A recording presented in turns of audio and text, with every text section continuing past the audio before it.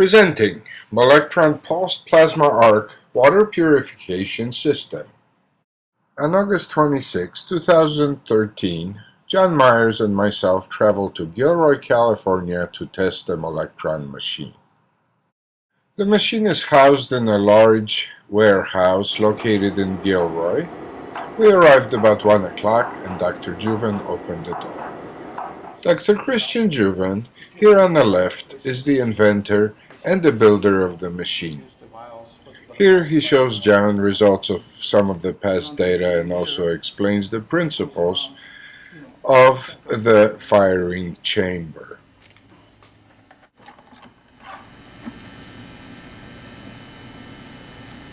Well, this is the firing chamber. You run the liquid in here and it goes around and comes out this way. I mean, it's rolls, but come out here. Then you fire from here onto here. Okay. And you see that the material is not so much burned up as it's banged into little microscopic particles. And now it's time to fire up the machine. Okay.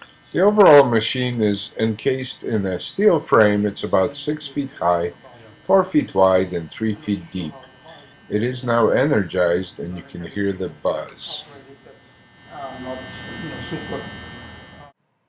The machine has massive electrical transformers and other esoteric components, such as the resonator and resistors shown here. The variac varies the firing chamber voltage up to 240 kilovolts. There are also diagnostic electronics and gauges. The two cylindrical components are huge capacitors, and the 8-spoke windmill-like device is a switch actuating the plasma arc at 1000 pulses per second. There is also a compressor delivering pressurized air to the hollow electrodes controlled by flow meters. The main firing chamber has one input and two output lines visible here. The process water is controlled by this flow meter. The initial startup was not successful.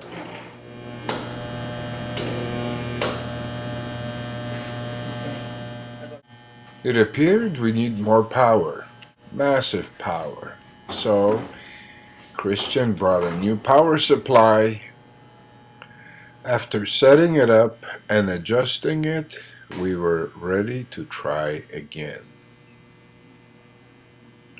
Christian is very meticulous. He adjusts everything carefully and double checks the voltages to make sure everything is alright.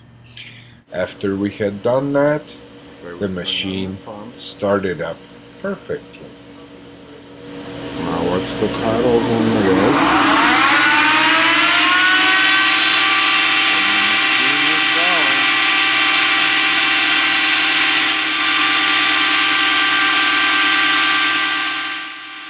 The machine is not energized yet.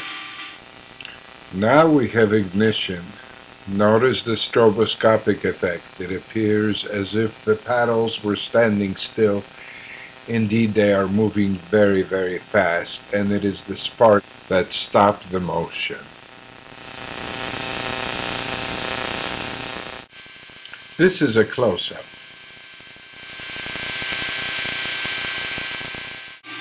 The firing chamber is now fully illuminated. At 1000 pulses a second, it gives the impression of continuous light. The power to the system is unbelievable, and it is not readily discernible on this video. But when you stand next to it, it is very apparent. Indeed, you can see the electrical interference in the camera when I got the camera too close to the system. We ran the system for a few minutes.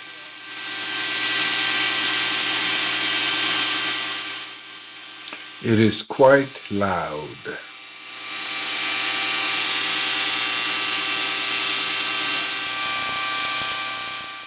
After that, John added some food dye into the water chamber.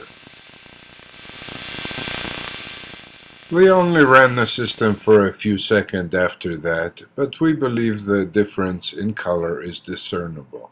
This is before, and this is after treatment. After 2 hours, we concluded our experimentation, and Christian locked up the warehouse at 3 o'clock. This concluded our activity in Gilroy. This concludes the video report. I wish to thank Dr. Christian Juvan and John Myers for their time and dedication to this project. Thank you.